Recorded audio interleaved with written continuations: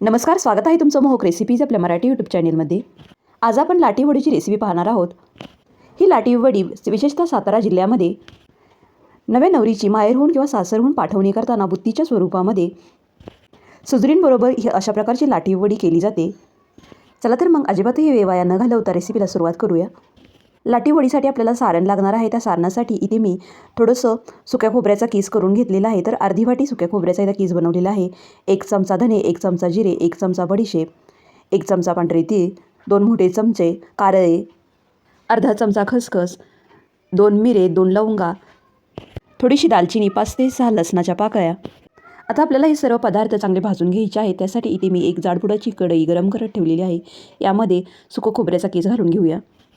आपल्याला हे सर्व पदार्थ एकदम मंद आचेवरतीच भाजून घ्यायचे आहेत. 1 मिनिटानंतर इथे हा खोबऱ्याचा कीस चांगला भाजलेला आहे. आता हा कीस काढून घेऊया. आता लगेचच यामध्ये धने, जिरे, बडीशेप घालून घेऊया. हे सर्व पदार्थ एकाच साईजचे असल्यामुळे एकत्रच मी भाजून घेत आहे. हेही आपल्याला 1 मिनिट भाजून घ्यायचे आहे. हे भाजत आल्यानंतर लगेचच यामध्ये पांढरे तीळ घालून घेऊया. पांढरे तीळही आपल्याला 1 मिनिट यामध्ये भाजून घ्यायचे आहेत. त्याचबरोबर यामध्ये कारळेही घालून घेऊया. कारळे भाजत आल्यानंतर यामध्ये खडे मसाले घालून घेऊया. तेही चांगले भाजून घेऊया. खसखस भाजायला अजिबातही जास्त वेळ लागत नाही, म्हणून सर्वात शेवटी यामध्ये खसखस घालून घेऊया. हे पदार्थ छान तडतड उडेपर्यंत आपल्याला भाजून घ्यायचे आहेत. आता हे सर्व पदार्थ एखाद्या ताटामध्ये काढून पूर्णपणे थंड होऊ देण्यासाठी बाजूला ठेवून देऊया. वडीच्या आवरणासाठी आपल्याला कणिक मळून घ्यावे लागणार आहे. त्यासाठी इथे एका ताटामध्ये 1 वाटी बेसन पीठ घालून घेऊया. वडी अजिबातही तुटू नये म्हणून यामध्ये 2 चमचे गव्हाचं पीठ घालून घेऊया. यामध्ये चवीनुसार मीठ घालून घेऊया. अगदी चिमूटभर हळद घालून घेऊया. चिमूटभर हिंग घालून घेऊया. बेसन पीठ थोडंसं पचायला जड जातं, म्हणून त्यामध्ये थोडासा हिंग वापरायचा. 1/2 चमचा लाल तिखट घालून घेऊया. थोडासा ओवा या हातावरती थोडासा क्रश करून यामध्ये घालून घेऊया. वड्या अजिबातही कडक न होता मऊसूत होण्यासाठी यामध्ये 2 चमचे तेल घालून घेऊया. आता हे सर्व पदार्थ चांगले मिक्स करून घ्यायचे आहेत. त्यानंतर थोड्या थोड्या पाण्याचा वापर करून अगदी घट्टसर असा गोळा मळून घ्यायचा आहे. एकसाथ आपल्याला खूप जास्त पाणी वापरायचं नाही. ही कणिक मळण्यासाठी खूप कमी पाणी लागतं, त्यामुळे अगदी थोडं थोडं पाण्याचा वापर करायचा आहे. या वड्यांमध्ये आपण कमीत कमी तेलाचा वापर केलेला असल्यामुळे ह्या वड्या पौष्टिक तर आहेत, तसेच त्या चवीलाही छान लागतात. पीठ मळत असताना माझ्याकडून 1 चमचा पाणी यामध्ये जास्त वापरलं गेलेलं असल्यामुळे हे मिश्रण थोडंसं पातळ असं झालेलं आहे. त्यामुळे मी यामध्ये परत 2 चमचे बेसन पीठ घालून घेत आहे व परत एकदा घट्टसर असा याचा गोळा मळून घेत आहे. ही कणिक मळत असताना हाताला चांगली चिकटते, म्हणून थोडंसं तेल हाताला लावून घेत आहे व परत एकदा चांगलं मिक्स करून घ्यायचं आहे. तर अशा प्रकारे इतपत घट्टसर अशी मी कणिक मळून घेतलेली आहे. तर आपल्याला ही कणिक 10 ते 15 मिनिटांसाठी यावरती झाकण ठेवून बाजूला ठेवून द्यायची आहे. मगाचे जे सारणाचं मिश्रण आपण भाजून घेतलेले होतं ते पूर्णपणे थंड झाल्यानंतर मिक्सरच्या एका छोट्या भांड्यामध्ये काढून घेऊया. यामध्ये 1/2 चमचा हिंग, 1/2 चमचा हळद, 1/2 चमचा लाल तिखट घालून घेऊया. आपल्याला खूप जास्त प्रमाणामध्येही लाल तिखट वापरायचं नाही, कारण की यामध्ये आपण थोडेसे खडे मसालेही वापरलेले आहेत. यामध्ये चवीनुसार मीठ घालून घेऊया. 5 ते 6 लसणाच्या पाकळ्या घालून घेऊया. मिक्सर चालू बंद करून आपल्याला हे मसाले ओबडधोबड वाटून घ्यायचे आहेत. खूप जास्त बारीक करायचे नाही. तर अशा प्रकारे इथे मी ओबडधोबड वाटून घेतलेले आहेत. या मसाल्याचा एकदम घमघमाट सुटलेला आहे. आता हे सारण एका वाटीमध्ये काढून घेऊया. जवळपास 10 ते 15 मिनिटं झालेली आहे. इथे आपली कणिकही छान भिजलेली आहे. आता हिला परत एकदा छान अशी मऊसूत करून घेऊया. तर इथे मी किचन ओट्यावरतीच पोळी लाटून घेणार आहे. तर त्यासाठी पोळी लाटण्यासाठी इथे मी थोड्याशा गव्हाच्या पिठाचा वापर केलेला आहे. खूप जास्त पातळही आपल्याला इथे पोळी लाटायची नाही, खूप जास्त जाडही ठेवायची नाही. इतपत जाडीची इथे मी पोळी लाटून घेतलेली आहे.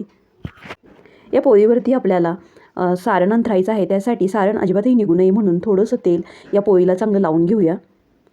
आता यावरती हे तयार सारण चांगलं स्प्रेड करून घेऊया. सर्व बाजूने आपल्याला हे सारण चांगलं पसरवून घ्यायचं आहे. फक्त शेवटच्या जे म्हणजे कडेचे जे काठ आहे त्यावरती सारण पसरवायचं नाही. भरपूर सारण या वडीसाठी वापरलं तर वडी खायला छान लागते. हे सारण अजिबातही निघू नये म्हणून लाटण्यानं परत एकदा चांगलं लाटून घ्यायचं आहे. या वडीसाठी मी सर्वच्या सर्व सारण वापरलेलं आहे. अवघे 1 चमचा सारण इथं उरलेलं आहे. व्हिडिओ दाखवल्याप्रमाणे आपल्याला ही वडी अशा प्रकारे फोल्ड करून घ्यायची आहे. चांगली दाबून दाबून फोल्ड करायची आहे. पोळपाटावरती अशा प्रकारची वडी करण्यापेक्षा किचन सरफेसवरती केल्यामुळे आपल्याला छान अशी जागा सापडते व करायला अजिबातही अवघड जात नाही. आता या वडीला आपल्याला एक शेप देऊन घ्यायचा आहे. तर अशा प्रकारे व्हिडिओमध्ये दाखवल्याप्रमाणे आपल्याला दोन्ही हाताने वडी चांगली दाबून घ्यायची आहे. तिन्ही बाजूने उलटपालट करून आपल्याला या वडीला छान असा शेप देऊन घ्यायचा आहे. व्हिडिओ दाखवल्याप्रमाणेच प्रोसेस करायची आहे. याला 3 शिरा दिसतील अशा प्रकारे आपल्याला याला शेप देऊन घ्यायचा आहे. आपल्याला ही वडी खूप जास्त पातळही करायची नाही, खूप जास्त जाडही ठेवायची नाही. तर इतपत जाडीची इथे मी वडी तयार करून घेतलेली आहे. आता छोट्या-छोट्या पीसेसमध्ये कट करून घेऊया. या वड्या थोड्याशा तिरकस अशा कट करून घ्यायच्या आहेत, म्हणजे याला माशासारखा आकार येतो. खूप जास्त बारीक-बारीकही तुकडे करायचे नाहीत, नाहीतर यातील सारण बाहेर पडू शकते. तर मी थोड्याशा जाडसर अशा इथे मी वड्या तयार करून घेतलेल्या आहेत, म्हणजे कट करून घेतलेल्या आहेत. एकदम मस्त अशा आपल्या वड्या तयार झालेल्या आहेत. आता या वड्या उकडून घ्यायच्या आहेत. त्यासाठी इथे मी एक वडी उकडायची चाळण घेतलेली आहे. तिला थोडंसं तेल लावून घेऊया. तेल लावल्यामुळे वडी अजिबातही चाळणीला चिकटणार नाही. त्यानंतर यामध्ये या वड्या ठेवून घेऊया. जी आवरणाची बाजू असते ती या चाळणीवरती ठेवून द्यायची आहे. वडी वाफवण्यासाठी इथे या कढईमध्ये मी थोडंसं पाणी ओतून घेतलेलं आहे. त्यावरती ही चाळण ठेवून देऊया व यावरती झाकण ठेवून जवळपास 10 ते 15 मिनिटांसाठी एकदम मंद आचेवरती वडी वाफवून घेऊया. मध्यम आचेवरती सुद्धा तुम्ही ही वडी वाफवून घेऊ शकता. परंतु मध्यम आचेवरती जर मी वडी वाफवली असती तर या कढईमधील पाणी उकळत असताना ते वडीवरती येऊ शकलं असतं. म्हणून मी एकदम मंद आचेवरतीच वडी वाफवून घेतलेली आहे व वडी ओली होऊ शकली असती. ही वडी शिजायला अजिबातही जास्त वेळ लागत नाही. जवळपास 20 मिनिटांनंतर वडी कशी शिजली आहे ते चेक करूया. तर हात थोडासा ओला करून या वडीला टच केल्यानंतर वडी अजिबातही हाताला चिकटत नाही, म्हणजे आपली वडी चांगली शिजलेली आहे असे समजावे. तर तुम्ही ते पाहू शकता आपली मस्त अशी वडी तयार झालेली आहे. यामध्ये आपण भरपूर सारं सारण वापरलं असल्यामुळे एकदम मस्त अशी बनलेली आहे. तसेच खायलाही एकदम खमंग लागत आहे. अजिबातही कडक झालेली नाही, एकदम मऊसूद अशी बनलेली आहे. ही वडी तुम्ही तळू शकता, शॅलो फ्राय करू शकता किंवा अशीही खाल्ली तरी खूप छान लागते. तसेच ही वडी विशेषतः सजुरीबरोबर खाल्ली जाते. तर तुम्ही सुद्धा अशा प्रकारे केलेली लाठी वडी नक्की करून बघा. पुन्हा भेटूया अशाच एका नवीन रेसिपीसह. तोपर्यंत घरी बनवलेले पदार्थ खा आणि स्वस्थ राहा. तसेच जाता जाता आपल्या चॅनेलला लाईक करा, शेअर करा आणि अजूनही सबस्क्राईब केलेलं नसेल तर सबस्क्राईब करायला अजिबातही विसरू नका. व्हिडिओ पाहिल्याबद्दल खूप खूप धन्यवाद.